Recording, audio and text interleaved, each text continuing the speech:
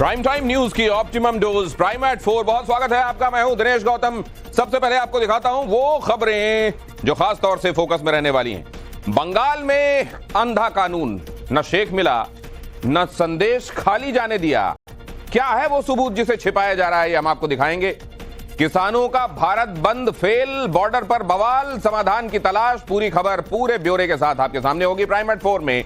और यूपी को दहलाने की बड़ी साजिश नाकाम क्या था, मुजफ्फरनगर के बमबाज का काम, यह भी आपको बताएंगे। सड़क पर निकल रहे हैं तो समझ जाइए, क्योंकि सांड भी हमला करके भागता है, यह खबर भी आपके सामने होगी। लेकिन पहले ये खबर आपके सामने रखता हूं प्राइम एट 4 में। बड़ी खबर है ये। पश्चिम बंगाल में संदेश खाली को लेकर जारी गतिरोध खत्म होने का नाम नहीं ले रहा। आज इस मामले में एक बार फिर से खूब हलचल और हंगामा देखने को मिला। इस बीच इससे जुड़ी बड़ी खबर ये आपके सामने है। बीजेपी प्रतिनिधिमंडल ने राज्यपाल से मुलाकात की। संदेश खाली मामले पर राज्यपाल से शिकायत की। राष्ट्रपति से भी मिलेंगे टीम के सदस्य। पुलिस की रोक पर बीजेपी ने सवाल उठाए। राज्यपाल सीवी आनंद बोस से प्रतिनिधिमंडल मिलकर उसने शिकायत किया और यह कहा कि हमें जाने क्यों नहीं दिया जा रहा है। यहां पर आप देख रहे हैं वो तस्वीरें, संदेश खाली क्यों नहीं जाने दिया जा रहा है। राज्यपाल से मुलाकात कर संदेश खाली मामले पर राज्यपाल से शिकायत और राष्ट्रपति से भी मिलने वाले हैं टीम के सदस्य। पुलिस की रोक पर भारतीय जनता पार्टी के डेलीगेशन की तरफ से सवाल उठाए गए।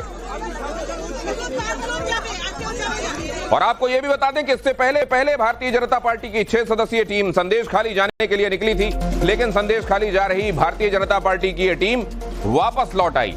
पुलिस की रोक के बाद वापस लौटा ये प्रतिनिधिमंडल। संदेश खाली बॉर्डर पर 6 सदस्यों की टीम को रोका गया। पुलिस ने भारतीय जनता पार्टी प्रतिनिधिमंडल को आगे जाने से रोका और इसीलिए ये प्रतिनिधिमंडल फिर राज्यपाल के पास पहुंचा और आगे उसकी राष्ट्रपति से भी मिलने की योजना है। ये चारों तस्वीरें देख लीजिए। संदेश खाली मामले में आज का अपडेट क्या है आपको स्पष्ट हो जाएगा। संदेश खाली जा रही भारतीय जनता पार्टी की टीम को वापस लौटा दिया गया। भारतीय जनता प्रतिनिधिमंडल को जब रोका गया तो फिर वो राज्यपाल तक पहुंचे और राष्ट्रपति से भी मिलने की अब उनकी योजना है और सुप्रीम कोर्ट में भी गुहार लगाई जा रही है। और आगे बढ़े उससे पहले आपको एक रिपोर्ट दिखाते हैं, बताते हैं कि संदेश खाली को लेकर आज कैसे एक बार फिर बंगाल में सियासत गरमा गई, कैसे भारतीय जनता पार्टी प्रतिनिधिमंडल को रोका गया और कैसे आज एक बार फिर से इस मामले में विवाद एक कदम और आगे बढ़ गया। एक तरफ बंगाल पुलिस है, दूसरी तरफ भारतीय जनता पार्टी का प्रतिनिधिमंडल। पुलिस इस प्रतिनिधिमंडल को आगे बढ़ने से रोक रही है, जबकि बीजेपी के नेता आगे बढ़ने की जिद पर अड़े हैं। संदेश खाली जा रही बीजेपी की टीम को एक बार फिर बंगाल पुलिस ने रोक दिया। बीजेपी की हाई पावर्ड कमेटी संदेश खाली की पीड़ित महिलाओं से मिलने जा रही थी, लेकिन धारा 144 के नाम पर रामपुर में बंगाल पुलिस ने बीजेपी की कमेटी मेंबर को रोक दिया, जिसके बाद एक बार फिर बीजेपी ने बंगाल सरकार और पुलिस पर गंभीर आरोप लगाए हैं। ये ममता दीदी की तानाशाही है। हम भी पुलिस में रहे हैं, सबसे बड़े लार्जेस्ट स्टेट के उत्तर प्रदेश के डीजीपी रहे हैं, और जो मैं हालात देख रहा हूँ, यहाँ की फोर्स केवल और केवल टीएमसी की एजेंट है। और इस तरह के हम वहाँ दंगा नहीं फैलाने जा रहे हैं। 6 मेंबर में हमारे 5 लेडीज हैं, 2 सेंट्रल मिनिस्टर हैं, मैं डीजीपी रहा हूँ। इस हंगामे को देखकर अंदाजा लगाया जा सकता है कि वहाँ हालात कैसे हैं। बीजेपी की स्पेशल और हाई पावर टीम संदेश खाली पहुंच पाती, उससे पहले ही उसे रोक दिया गया, जिसके बाद पुलिस और बीजेपी कमेटी मेंबर्स के बीच जोरदार बहस हुई। बीजेपी सांसद ब्रिजलाल ने इस दौरान ममता सरकार के कामकाज करने के तरीके पर सवाल उठाए और साफ कहा कि टीएमसी नेता शाहजहां शेख बच नहीं पाएगा। 6 मेंबर में हमारे 5 लेडीज हैं, 2 सेंट्रल मिनिस्टर हैं, मैं डीजीपी रहा हूँ। और यहाँ पर रोका जा रहा है इसलिए कि हम लोग ममता दीदी का तांडव वहाँ ना देख पाए, लेकिन ऐसा ये छिपेगा नहीं। और ये तानाशाही जो सांसद शाहजहां शेख का है, हम जाएंगे। इस बीच संदेश खाली हिंसा मामला अब राष्ट्रपति तक पहुंच गया है। एससी कमीशन ने इस मामले में राष्ट्रपति से मुलाकात की है और गोपनीय रिपोर्ट राष्ट्रपति को सौंप दी है। बता दें कि एससी कमीशन ने संदेश खाली का दौरा किया था, जिसके बाद एक रिपोर्ट तैयार की गई। इसी रिपोर्ट को प्रेसिडेंट के सामने पेश किया गया है। एससी कमीशन ने संदेश खाली के हालात को बेहद गंभीर बताया था और केंद्र की तरफ से हस्तक्षेप को जरूरी बताया था।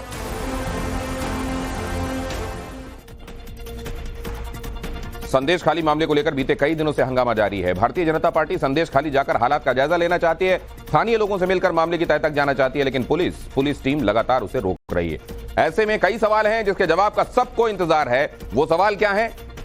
सवाल यह है कि रेप के आरोपी शाहजहां शेख की गिरफ्तारी होने वाली भी है कि नहीं? अगर होगी तो कब तक होगी?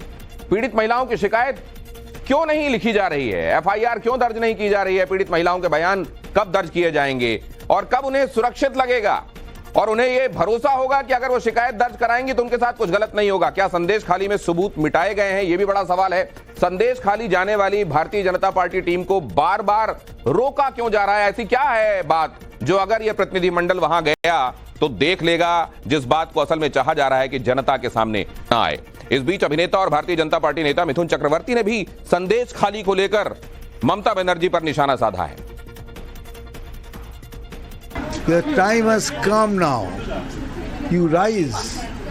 যদি মহিলাদের সাথে এইভাবে ব্যবহার হয়, মহিলাদের সাথে এইভাবে তাদের ইউজ করা হয়, आई थिंक इससे के घिनौनी काज किसी होता पारे, इससे ज़्यादा घिनौने काम कुछ नहीं हो सकता। I understand, but you are with the women, you are playing such kind of games. I mean, it's unbelievable.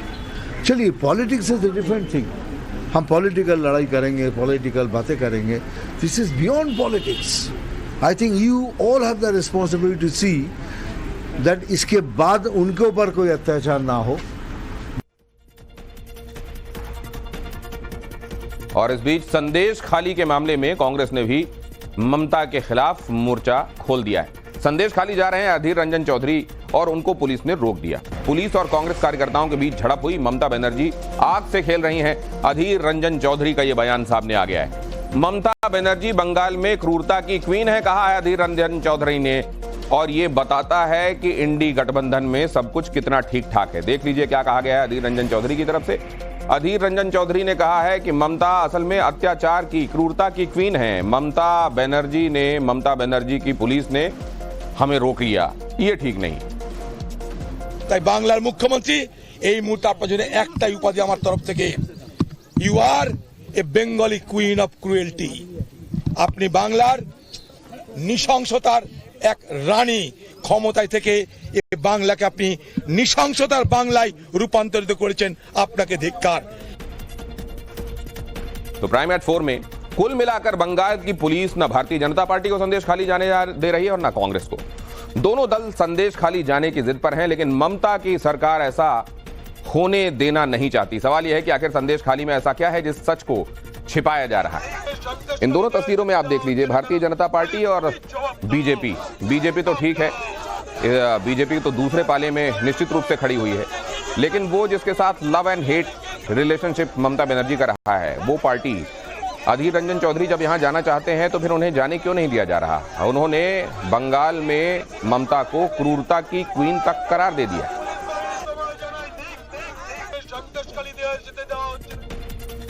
और अब बात किसान आंदोलन की। सबसे पहले इससे जुड़ी एक बड़ी खबर आपको बता देता हूं। शंभू बॉर्डर पर आज फिर से तनाव बढ़ गया। शंभू बॉर्डर पर पुलिस और किसानों के बीच टकराव हुआ। प्रदर्शनकारी किसानों ने पत्थरबाजी की, सुरक्षा बलों ने आंसू गैस के गोले दागे। हंगामा कर रहे प्रदर्शनकारियों को खदेड़ दिया गया। यहां पर आप देख रहे हैं वो तस्वीरें, प्रदर्शनकारियों ने किस तरीके से पत्थर फेंके, ये देखिए आप, हाथों में पत्थर, पुलिस की तरफ पथराव किया जा रहा है और फिर पुलिस की तरफ से छोड़े जा रहे हैं आंसू गैस के गोले। ये देखिए जरा इन तस्वीरों में।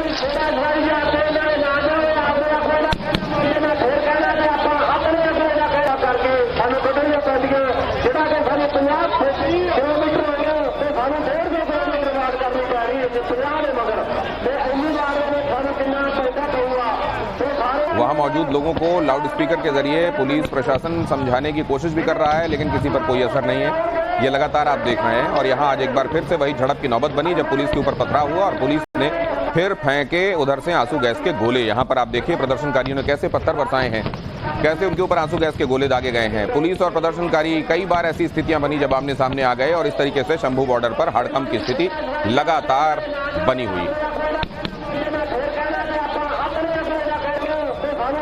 वहां की तस्वीरें आपने देख ली और अब आपको बताते हैं कि कल ही चंडीगढ़ में किसानों और मंत्रियों के बीच अहम बैठक हुई थी। इस बैठक में किसानों से संबंधित अलग अलग मुद्दों पर चर्चा की गई, लेकिन बात नहीं बनी। आपको दिखाते हैं कि किसानों ने मांगा क्या है और सरकार का इस पर रुख क्या है। एमएसपी की लीगल गारंटी, यहां पर आप देख रहे हैं, एमएसपी की लीगल गारंटी मांगी गई है और इस पर सरकार की तरफ से कहा गया है कि आर्थिक पहलू पर विचार किया जाना बेहद जरूरी है। इसको बगैर खातिर में लाए सीधे ये कह देना कि हम इसकी गारंटी देंगे, ये ठीक नहीं होगा। पहले हमको कंसीडर करने दीजिए कि हमको किस तरीके इसमें इकोनॉमी में क्या क्या कैसे कैसे परिवर्तन और बदलाव इसमें देखने को मिलेंगे और इसे लागू करने में बेतहाशा महंगाई तो नहीं बढ़ जाएगी, जिसकी सीधे सीधे आशंका है। किसानों ने स्वामीनाथन फॉर्मूले से एमएसपी की मांग की है। सरकार ने कहा है कि इससे सरकारी खजाने पर बेहद बोझ बढ़ेगा और साथ ही ऐसा होने पर बजट का बड़ा हिस्सा इधर खर्च हो जाएगा तो तमाम दूसरे मदों पर जो खर्च हो रहे हैं उनको लेकर कटौती होगी, जो देश के लिए ठीक नहीं। बिजली संशोधन बिल को लेकर भी किसानों ने मांग की, जिस पर सरकार की तरफ से कहा गया कि बिजली बिल में किसानों को छूट मिले। तो ये कुल मिलाकर मांगे हैं और इस सब के बीच सरकार की तरफ से जो कहा गया है वो आपके सामने है। इस मिडिल पाथ के लिए किसान तैयार हैं, क्योंकि ये दिखाई नहीं देता कि वो तैयार। बहरहाल इस सब के बीच किसानों ने आज भारत बंद बुलाया था। भारत बंद का असर नहीं दिखा, कम से कम असर कहे जा सकने वाला असर तो बिल्कुल नहीं दिखा। पंजाब हरियाणा में कुछ जगहों पर बंद के कारण दिल्ली बॉर्डर पर जाम जरूर लग गया और लोगों की आवाजाही जो हर दिन इस समय बड़े मुश्किल से दिल्ली एनसीआर में हो रही है, वो आज एक बार फिर से कई जगहों पर प्रभावित हुई और लोगों को परेशानी झेलनी पड़ी। यह दिल्ली के गाजीपुर बॉर्डर से आई तस्वीरें मैं आपको दिखा रहा हूं और इसमें से कई लोग ऐसे हैं जो बीमार हैं, कई लोग ऐसे हैं जिनको बड़े अर्जेंट सिचुएशन में दूसरी जगह पहुंचना होता है, लेकिन वो इस समय किस तरह की दुश्वारियों में होंगे इसका आप सिर्फ अंदाजा ही लगा सकते हैं। रेलों को रोककर, रास्तों को रोककर, एक तरीके से पूरे सिस्टम को हाईजैक करके अपनी बात मनवाने वाला जो ये तरीका है, कितना जायज है, इस पर सरकार को और किसानों को विचार करना चाहिए।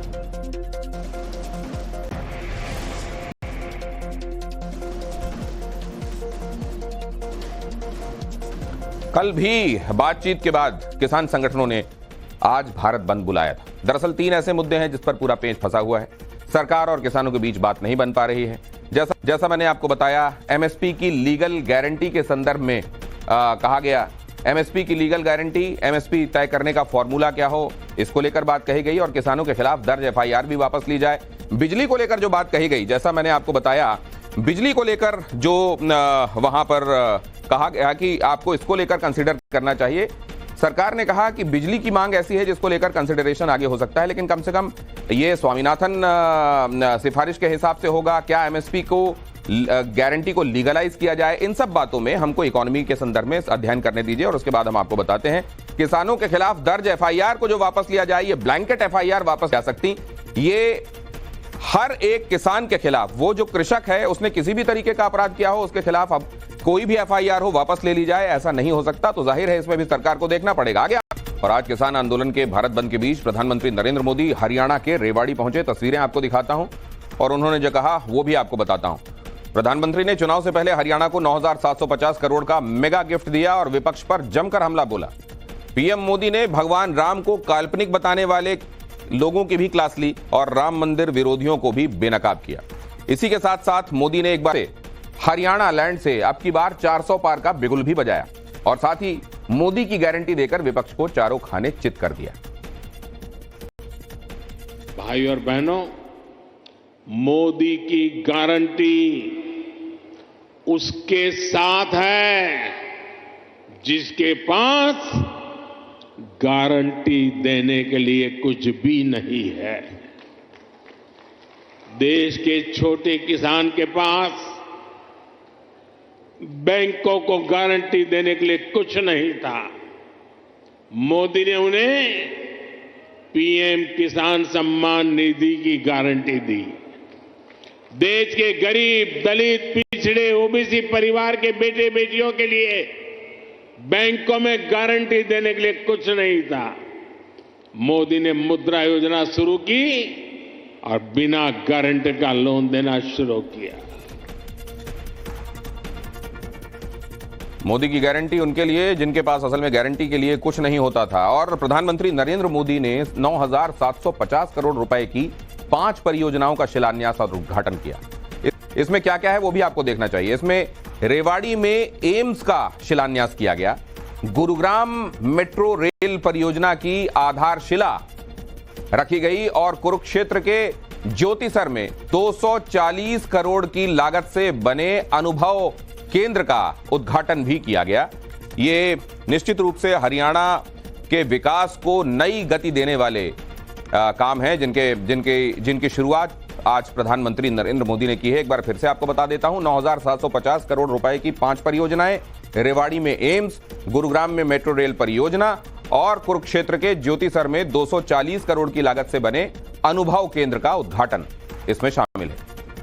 और देश का 22वां all India institute of medical sciences Rewari के गांव माजरा में बनने जा रहा है। जिसकी नींव का पत्थर पीएम मोदी ने रख दिया है। इस एम्स में 720 बिस्तरों की सुविधा होगी। 203 एकड़ में बनने वाले एम्स की घोषणा 2019 और 2020 के केंद्रीय बजट में वित्त मंत्री ने की थी। इसमें 100 सीटों का मेडिकल कॉलेज, नर्सिंग कॉलेज और 30 बेड का आयुष ब्लॉक भी होगा। इसमें मेडिकल कॉलेज, नर्सिंग कॉलेज समेत आईसीयू स्पेशलिस्ट और सुपर स्पेशलिस्ट समेत करीब 1500 व्यक्तियों को प्रतिदिन ओपीडी में देखने की सुविधा भी इसमें मौजूद होगी। और अब प्राइम एट 4 में आपको मध्य प्रदेश के खंडवा लेकर चलता हूं, जहां से दिलचस्प तस्वीर आई। मध्य प्रदेश के खंडवा स्टेशन में उस वक्त जय श्री राम सुनाई देना शुरू हो गया जब अयोध्या जाने वाली और अयोध्या से आने वाली 2 ट्रेनों के पैसेंजर सामने सामने हुए और दोनों ट्रेनों के पैसेंजर्स ने इस दौरान जय श्री राम के जमकर नारे लगाए। यहां इन तस्वीरों में आप देख रहे हैं, ये दोनों ट्रेनें एक दूसरे को क्रॉस कर रही थी। एक अयोध्या की तरफ जा रही है और दूसरी अयोध्या से आ रही है। खंडवा मध्य प्रदेश, किशोर कुमार जहां पैदा हुए थे वो जगह। और यहां देखिए आप, ये ऐसा लगने लगा जैसे कोई मंदिर है जिसके प्रांगण में संकीर्तन चल रहा है। ढोल मंजीरों से लेकर नाचते गाते ताली बजाते लोग और जय श्री राम के लगते नारे।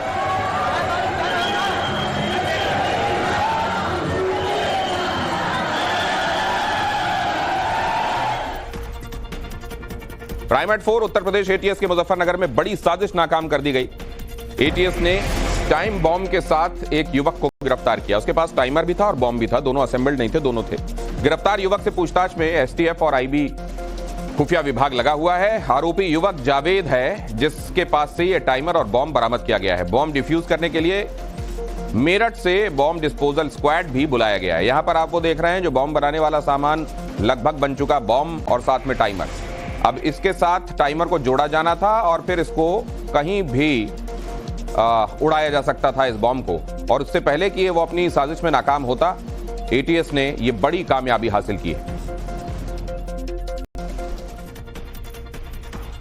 हल्द्वानी हिंसा पर पुलिस का एक्शन जारी है। मास्टरमाइंड अब्दुल मलिक के खिलाफ लुकआउट नोटिस जारी कर दिया गया है। अब्दुल मोईद के खिलाफ भी लुकआउट नोटिस जारी है। अब तक 38 से ज्यादा आरोपी गिरफ्तार हो गए हैं। हिंसा के 18 से ज्यादा आरोपी अभी भी फरार हैं।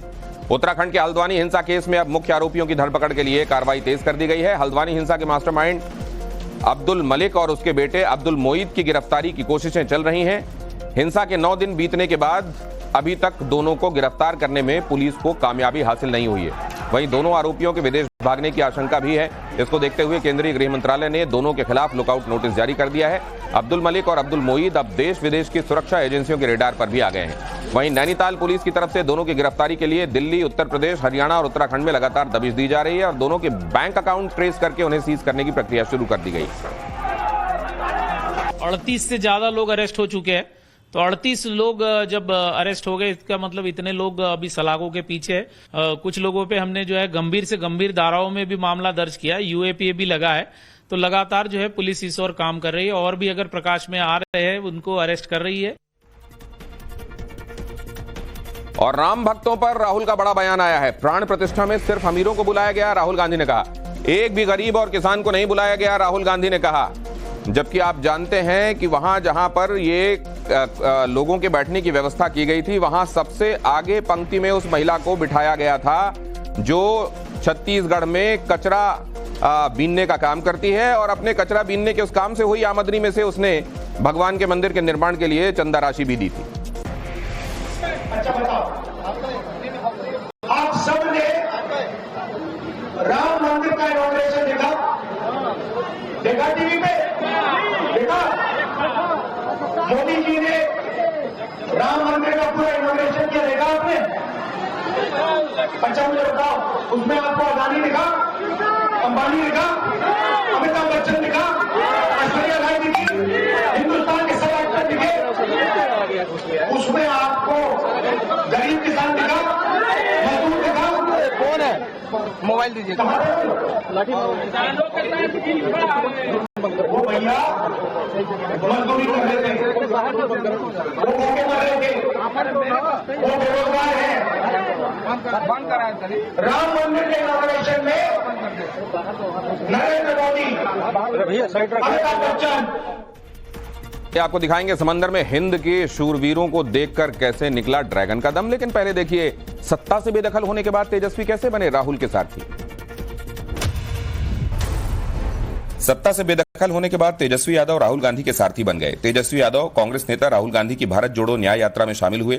सासाराम में भारत जोड़ो न्याय यात्रा के दौरान कांग्रेस सांसद राहुल गांधी के साथ पूर्व डिप्टी सीएम तेजस्वी यादव यात्रा में शामिल हुए। इस दौरान तेजस्वी जीप चला रहे थे और बगल की सीट पर राहुल गांधी बैठे हुए थे। राहुल और तेजस्वी को देखने के लिए लोग उमड़ पड़े। तेजस्वी यादव ने कहा कि 2024 में बीजेपी और नरेंद्र मोदी को सत्ता से उखाड़ फेंकेंगे।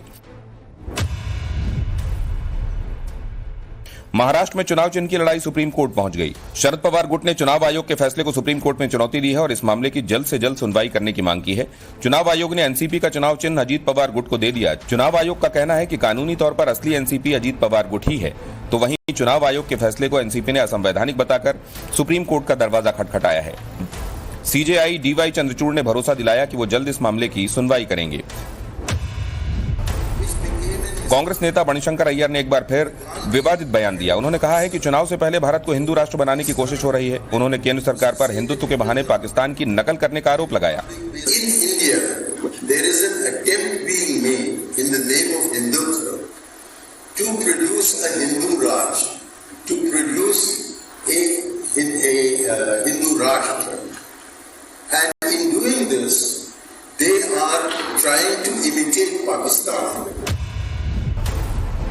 अकाउंट फ्रीज मामले में कांग्रेस को आईटी ट्रिब्यूनल से अंतरिम राहत मिल गई। अब इस केस की बुधवार को सुनवाई होगी। इससे पहले कांग्रेस नेता अजय माकन ने प्रेस कॉन्फ्रेंस करके दावा किया था कि आईटी ने कांग्रेस के साथ साथ यूथ कांग्रेस के अकाउंट फ्रीज कर दिए हैं। इसके चलते वो न तो कर्मचारियों की सैलरी निकाल पा रहे हैं और न ही बिलों का भुगतान कर पा रहे हैं। अब तक जो नहीं हुआ